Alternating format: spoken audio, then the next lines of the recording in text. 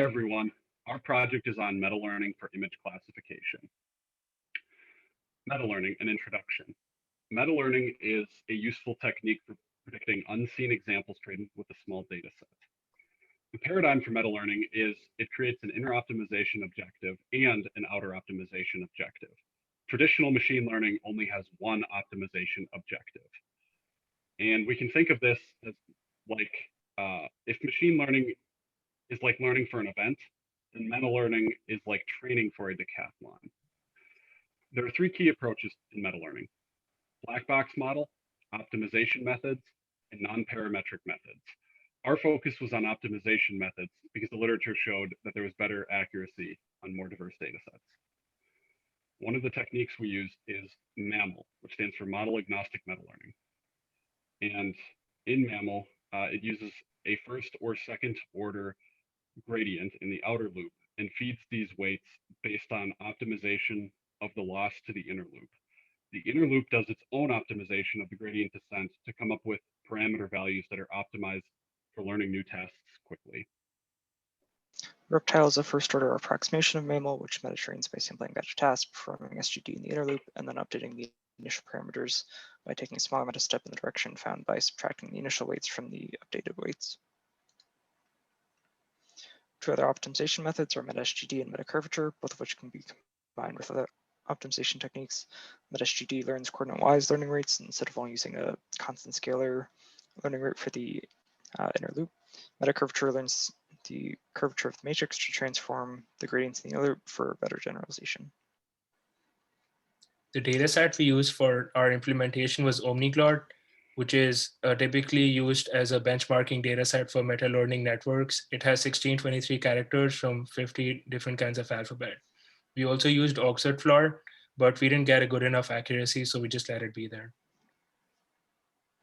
For the methods, we implemented Reptile from scratch, and then we used the available Reptile algorithm, and we improved it by using a more powerful network like VGG16, using batch norm, and also implementing meta-SGD.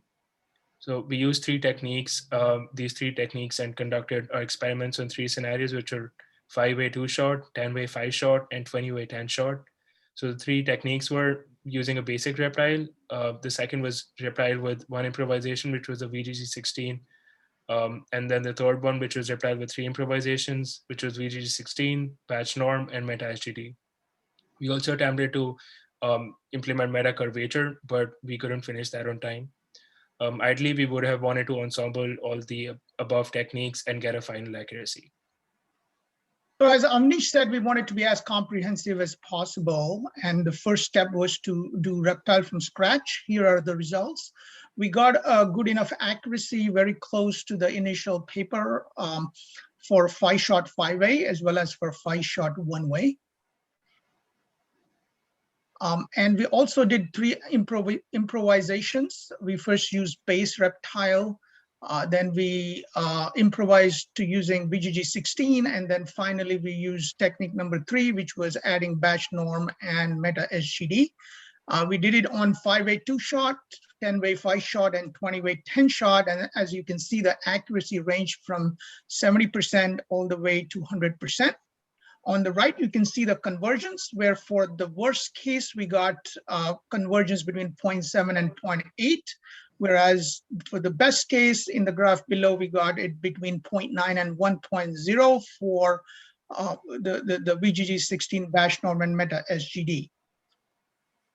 So in summary, meta-learning is a train-the-trainer model, and we focused on optimization techniques to improve both accuracy and generalization. We successfully built the Reptile algorithm from scratch. We improved the existing algorithm with VGG16 batch norm and meta-SGD, which gave us significantly improved results.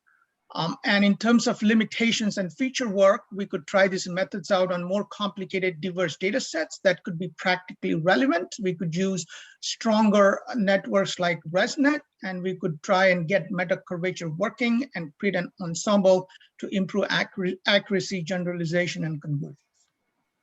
Thank you.